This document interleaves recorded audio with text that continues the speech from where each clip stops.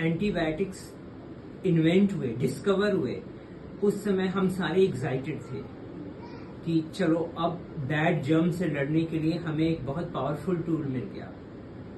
Over the years antibiotics का इतना misuse हुआ है कि अब जो एक टाइम पे हमारे लिए पावरफुल टूल साबित हो रहे थे, वही हमारे लिए एक बहुत ही खतरनाक हमारा गले का फंदा बन गए हैं। बहुत ही कम एंटीबायोटिक्स अब बचे हैं जो यूजफुल हैं, और सबसे बड़ी बात है कि जो जर्म्स इन्फेक्शन कॉज करते हैं वो अब तकरीबन सारे पुराने एंटीबायोटिक्स को जिद्दी या रेजिस्टेंट होते जा रहे हैं।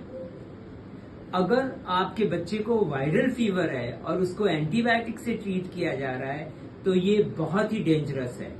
वो एंटीबायोटिक अक्सर पेरेंट्स की प्रवृत्ति होती है। पिछले एक हफ्ते में मैं 2-3 ऐसे पेरेंट्स को मिला, वो मेडिकल स्टोर्स पे जाके उसको परचेज कर लेते हैं और केमिस्ट उनको देता है, वो एंटीबायोटिक का पूरा कोर्स देते हैं, जबकि आपके बच्चे को जुकाम, खांसी, गला खराब, उसके लिए एंटीबायोटिक की जरूरत थी नहीं।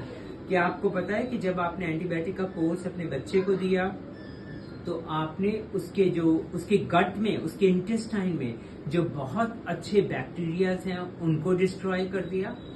उसको वहां से रिकवर होने के लिए काफी टाइम लग जाएगा, और जो उसका नॉर्मल बैक्टीरिया जो होते हैं, जो पैथोजेनिक या डेंजरस बैक्टीरियाज हैं या बैड जर्म्स हैं, वो उन एंटीबायोटिक को जिद्दी होते जाते हैं, और अल्टीमेटली वो एंटीबायोटिक जो प्रॉपर जेन्युइन यूज है उसके लिए भी बेकार हो जाता है। जो हम एग खाते हैं, जो मीट खाते हैं, सारे एनिमल्स को एंटीबायोटिक दिया जाता है ताकि वो मोटे ताजे होकर के मार्केट में पहुंचे।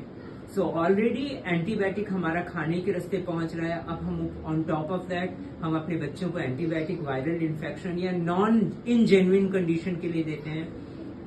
एज अ रिजल्ट सबसे बुरा असर पड़ रहा है हमारी जो इंटेस्टाइन में एक normal healthy population of bacterias हैं उनके ऊपर। जैसे जैसे ये पॉपुलेशन का नेचर बदल रहा है, हमारी बॉडी में, आपके बच्चे की बॉडी में, बड़ों की बॉडी में एक इन्फ्लेमेशन शुरू हो जाता है, और वो इन्फ्लेमेशन बनता है diabetes, coronary artery disease, blood pressure, cancer, stroke, inflammatory bowel disease, rheumatoid arthritis, Alzheimer's, depression, dementia, fatty liver and polycystic ovarian disease का।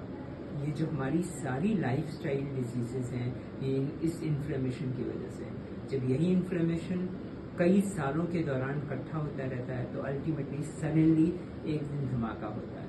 अगर धमाका आज होता है तो इसका मतलब इसकी शुरुआत कई साल पहले, प्रोबेबली 12 से 15 साल पहले शुरू हो गई थी। My name is doctor Devendra Bhat from wellness initiative Sehat hospital. मैं बच्चों का स्पेशलिस्ट हूँ, पर मैं पेरेंट्स की हेल्थ के प्रति भी इक्वली जागरूक हूँ, और हमारी कमिटमेंट है कि अगर पेरेंट्स की हेल्थ और अवेयरनेस रहती है तो ऑटोमेटिकली अवेयरनेस बच्चे तक पहुँचती है। I invite you to join our wellness initiative. This is a kind of wellness revolution project by Sehat hospital. Thank you so much. We care for you.